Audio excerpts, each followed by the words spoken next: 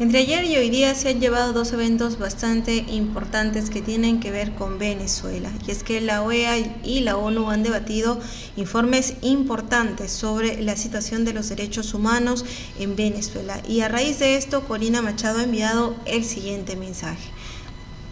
Vamos a ver ahora mismo en pantalla. Estamos aquí en la cuenta oficial de Corina Machado, donde habla acerca de la intervención ante la ONU de Pedro Uruchurtu. ¿Y qué dice al respecto? Una guacamaya en el Consejo de los Derechos Humanos ONU en Ginebra.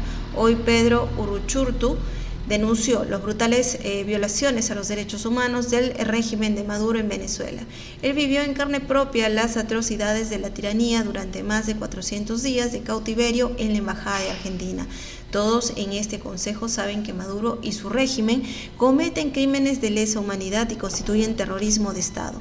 Pedro es hoy la voz de todos los venezolanos frente al mundo. Nuestra lucha es hasta el final. Venezuela será libre. Y comparte este video donde habla este personaje, ¿no?, que fue el liberado en la operación Guacamaya. Vamos a escuchar qué fue lo que dijo.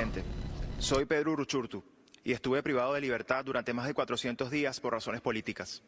Hace 2 meses fui rescatado junto a 4 compañeros de la Embajada Argentina en Caracas, convertida en prisión por el aparato represivo de Maduro. 5 meses sin luz, 3 minutos de agua cada 10 días, rifles apuntándonos y perros entrenados para morder, solo porque desde el poder consideraron un crimen dirigir las campañas victoriosas de María Corina Machado y Edmundo González. El Estado venezolano asesinó el asilo diplomático. Hoy estoy aquí a pesar del Estado y no gracias a él, porque si fuera por él estaría desaparecido o muerto. Terrorismo de Estado según la CIDH. Casi 1000 personas siguen detenidas en Venezuela por motivos políticos, junto a decenas de extranjeros como parte de una política de canje y coacción incompatible con el derecho internacional. Represión también es tortura, censura, inhabilitaciones y exilio forzado.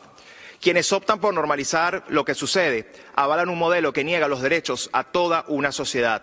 El silencio es otra celda. Los venezolanos esperamos valentía por parte de la comunidad internacional. No es injerencia exigir que se respete la soberanía popular expresada el 28 de julio, condenar la violación de derechos humanos y trabajar por la justicia. Es una obligación moral.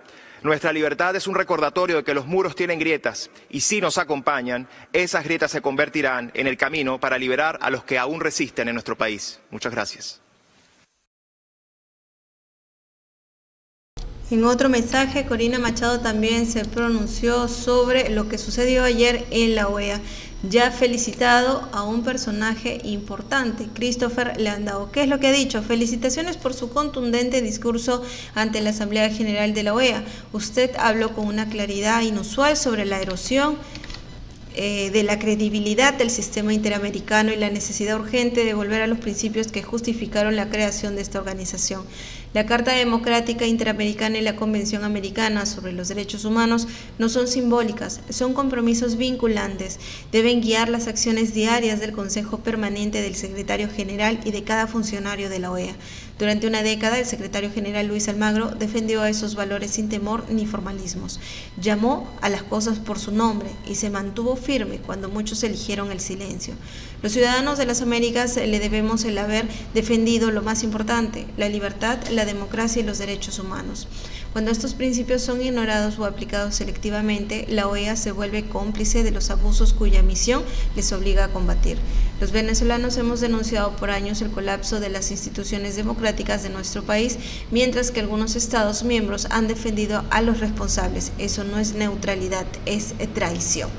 Fuerte mensaje el de Corina Machado, pero quien también se ha pronunciado al respecto es Edmundo González Urrutia. ¿Qué es lo que ha hecho González Urrutia? Vamos a verlo ahora mismo aquí en su canal Te lo cuento al toque. Y él ha mencionado lo siguiente: el nuevo informe del Alto Comisionado de la ONU para los Derechos Humanos sobre Venezuela es demoledor. Confirma lo que por años han denunciado las víctimas. La represión en nuestro país no ha sido un exceso aislado, ha sido una política sistemática. Este informe no habla de ideologías, habla de vidas marcadas por el dolor, por la injusticia, por el miedo. Quiero resaltar algunas de las verdades que documenta. 84 personas fueron víctimas de desapariciones forzadas, algunas por hasta 159 días. 36 siguen desaparecidas. Tras las elecciones, más de 2.400 personas fueron detenidas bajo cargos como terrorismo y conspiración, entre ellas mujeres embarazadas, adolescentes, indígenas y personas con discapacidad.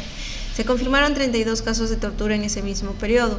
La ONU lo dice con claridad: en Venezuela se sigue torturando. Desde julio del 2024, al menos 116 personas, incluidos periodistas, defensores de derechos humanos y líderes sindicales, tuvieron que esconderse o exiliarse por temor a ser perseguidos. El alto comisionado denuncia el uso sistemático de leyes antiterroristas contra la disidencia, la existencia de un clima generalizado de temor, impunidad y represión. Las investigaciones sobre violaciones de derechos a la vida están estancadas. Tribunales antiterrorismo procesan incluso a adolescentes sin acceso a abogado de confianza. La ONU confirma que el acceso a servicios de salud, educación y alimentación sigue siendo crítico. En Venezuela se tortura, se desaparece, se encarcela arbitrariamente y se castiga el ejercicio de los derechos.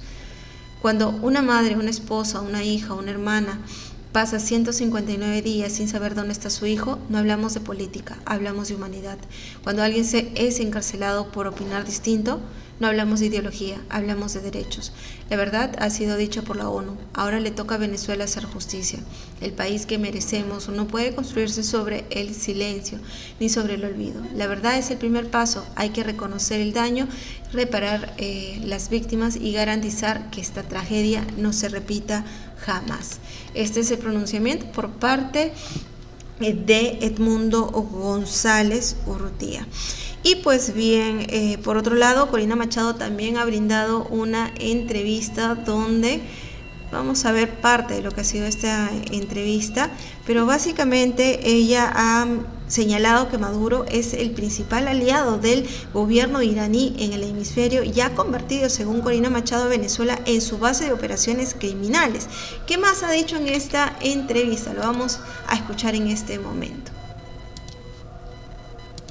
Has estado advirtiendo a los americanos sobre el nexo entre Irán y Nicolás Maduro durante mucho tiempo. Este fin de semana, el presidente Donald Trump, como tú bien sabes, eliminó la capacidad nuclear de Irán. Obviamente podrían tomar represalias. ¿Qué es lo que más te preocupa? Bueno, en primer lugar, como lo que ha empezado el propio Nicolás Maduro, él es el gran aliado del régimen iraní en este hemisferio. Ha convertido a Venezuela en un satélite de Irán, ya no a 11.000 kilómetros de los Estados Unidos, sino a 3 horas de la Florida. Venezuela es un santuario para una cantidad de operaciones que van desde operaciones comerciales, con minerales, energéticas, financieras y militares. ¿Qué es lo que hoy nos preocupa?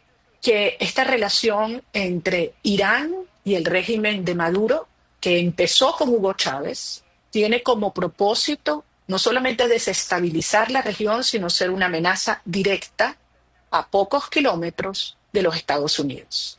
Te resumo brevemente.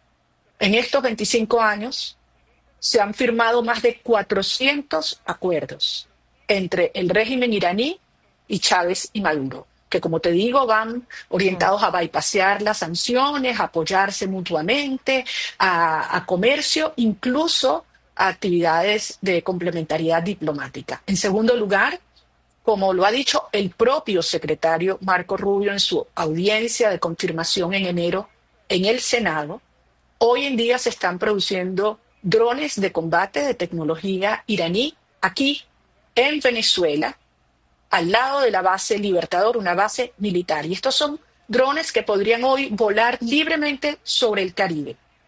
En tercer lugar, está una flota de lanchas misilísticas. Es una especie de Justice del Caribe, que así como operan en el Golfo Pérsico podrían interceptar un buque petrolero, más de una docena de estas lanchas misilísticas que Irán ha proveído a Venezuela. Y finalmente me refiero al tema de los pasaportes, porque es algo que ha preocupado enormemente. Estamos hablando que en Bagdad se puede vender a $10.000 un pasaporte venezolano, que ha llegado a agentes sirios, iraníes, y que permiten que incluso agentes de Hezbollah puedan moverse libremente por nuestro hemisferio. Pues como acabamos de decir, hay muchos iraníes también chinos, que también son aliados, esos tres, Venezuela, Irán, China, han entrado por nuestra frontera del sur. ¿Te preocupa o piensas que es posible que están colaborando con operativos venezolanos aquí en los Estados Unidos, los iraníes?